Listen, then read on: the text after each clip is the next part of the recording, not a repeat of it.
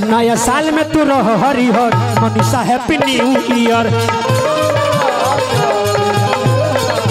नया साल में तू रह हरिहर डार्लिंग हैप्पी न्यू ईयर। तारा चक्कर में भइनी पियर रह जाओ हमू खाए। तू मत खाए बे सारा कौन विटामिन के गरज बा। भाई मनीषा जी दे देली नु भाई खा लेते जान जाए कि हमरा बुझे कि जीवन सवार था जो हो गए। डेरी मिल्क था अब हम मुंहबो करम त बाछी हमरा के छुआवे के ना पड़ी। पैसा लागल बा उनके खाता रह तू। अब वो डेरी मिल्क खा। डेरी मिल्क आज नया साल में देखी हई केहू के भाग होई हमरा बादे में। केहू के भाग होई हमरा बादे में। हम लकी बानी कि आज मनीषा जी हमरा के देखी है डेरी मिल्क। लेकिन हम थैंक यू बोला धन्यवाद। थैंक यू वेरी मच। थैंक यू वेरी मच। आपके लिए भगवान से कामना करूंगा कि आप जियो हजारों साल ऐसे ही नया साल में गर्दा आप उड़ाते रहिए। नया साल में तू हरिहर सोना हैप्पी। नया साल में तू हरिहर डार्लिंग हैप्पी न्यू ईयर।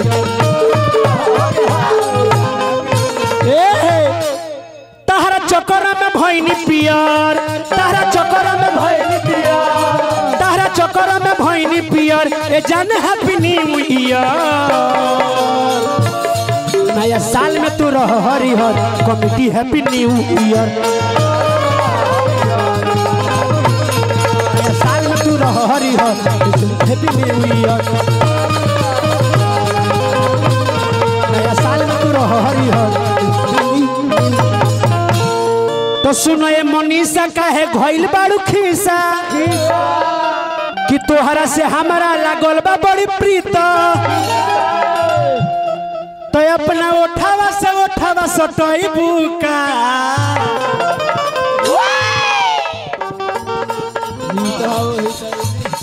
नया साल में फरज निभई बुका गर्लफ्रेंड हमके बनई बुका।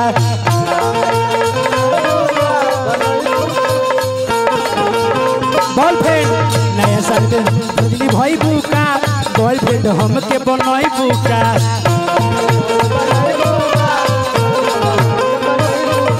सुनो ये मनीषा तारा भइल बाटा खीसा।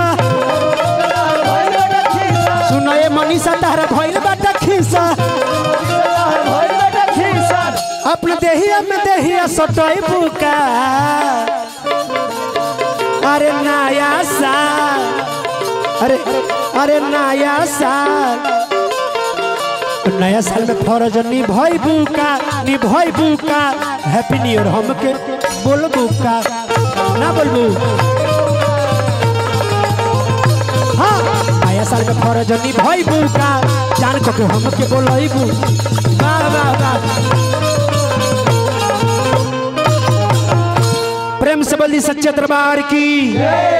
आज हम सब कोई के सोशल मीडिया के माध्यम से जे भी हुआ बाटे सबका के हम अपना दिल से पूरा मंडली के तरफ से नया साल के रोसबन के जे गर्जियन बा ओकरा से गोड़ छू के हम गोड़ लागतानी। आ जे छोट बा सबका के हम हैप्पी न्यू ईयर कहतानी। आशीर्वाद अपन रोसबन बनौले रही हमरा पर कि ऐसे ही हम साफ सुथरा गीत गाई। आगे मनीषा जी से सुनल जाओ एक बाद में मनीषा जी रोसबन के सुनाए। जय हिंद जय भारत जय बिहार। जय हो। चाय गरम चाय पान शिखर खैलक